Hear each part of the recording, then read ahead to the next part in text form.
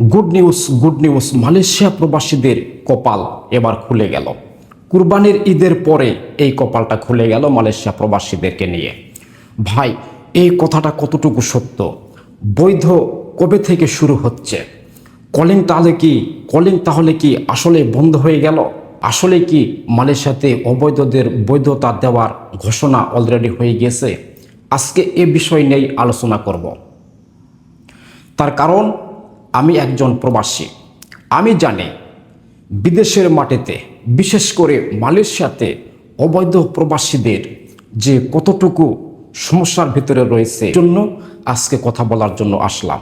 ভাই, বিশেষ করে টিকটকে বাংলাদেশিরা যেভাবে উপস্থাপন করতেছে বা যেভাবে বাংলাদেশি টিকটকাররা যেভাবে কন্টেন্ট বানাচ্ছে, সে তুলনায় যতগুলি ভিউ হচ্ছে, যেমন বাংলাদেশে কাপল ব্লগাররা রয়েছে না, তাদের বউকে দেখার জন্য মানুষ হুমড়ে পড়ে তার ভিডিওতে ঢুকে পড়ে।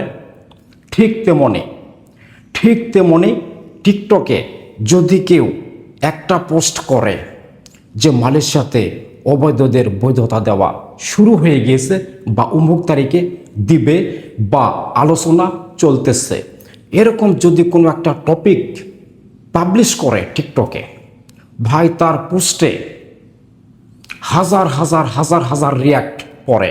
ভাই, এই কথাটা কতটুকু সত্য? আজকে এ বিষয় নিয়েই আপনাদের সামনে আমি উপস্থাপন করব। ভাই, মালয়েশিয়াতে কলিং দিলেও কোনো সমস্যা নাই, অবৈধদের বৈধ হওয়ার ঘোষণা দিলেও আলহামদুলিল্লাহ। তার কারণ মালয়েশিয়াতে যদি 10 লক্ষ বাংলাদেশি থাকে, 10 লক্ষর ভিতরে 8 লক্ষ বাংলাদেশি যদি 10 লক্ষর ভিতরে 8 লক্ষ বাংলাদেশি যদি বৈধতা থাকে, আর অনলি 2 লক্ষ প্রবাসী যদি অবৈধ থাকে, তারপরেও বৈধ প্রবাসীকে যদি জিজ্ঞাসা করা হয় যে ভাই, এই মুহূর্তে মালয়েশিয়াতে কোনটা প্রয়োজন, ওই বৈধ লোক এক কথাতেই অ্যান্সার দেবে যে ভাই, এই মুহূর্তে মালয়েশিয়াতে বৈধতা হওয়া খুবই জরুরি। বৈধ প্রবাসী মালয়েশিয়াতে অবশ্যই তিনি চাইবে যে মালয়েশিয়াতে যে সকল ভাইয়েরা অবৈধ রয়েছেন তাদেরকে বৈধ হওয়ার একটা সুযোগ দিলে সবচাইতে ভালো হয়। তার কারণ ওই বৈধ প্রবাসী জানে যে মালয়েশিয়াতে অবৈধ প্রবাসী ভাইয়েরা কতটুকু কষ্টে আছে, কতটুকু সমস্যার ভিতরে আছে। বাস্তব এরকমই অ্যান্সার আসবে। তবে সঠিক কোনটা আমি আপনাদের সামনে উপস্থাপন করব।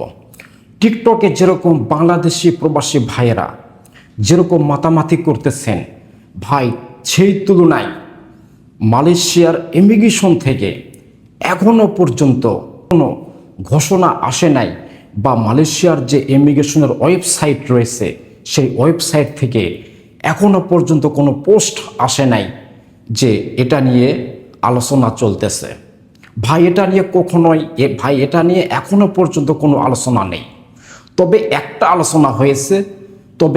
আলোচনা হয়েছে মালয়েশিয়াতে যতগুলি বড় বড় কোম্পানি রয়েছেন তারা অ্যাপ্লাই করেছে মালয়েশিয়া ইমিগ্রেশনের কাছে যে তারা এখন লোক সংকটে ভুগতেছেন। তারা অ্যাপ্লাই করেছে, তারা লোক সংকটে ভুগতেছেন, যাতে করে মালয়েশিয়াতে যে দেশে যাওয়ার যে সুযোগটা দিয়েছেন সেই সুযোগটা বন্ধ করে দিয়ে যারা মালয়েশিয়াতে অবৈধ রয়েছেন তাদেরকে বৈধ হওয়ার একটা অ্যাপ্লাই তারা করেছেন, কিন্তু সেটার এখনো পর্যন্ত কোনো রেজাল্ট আসে নাই।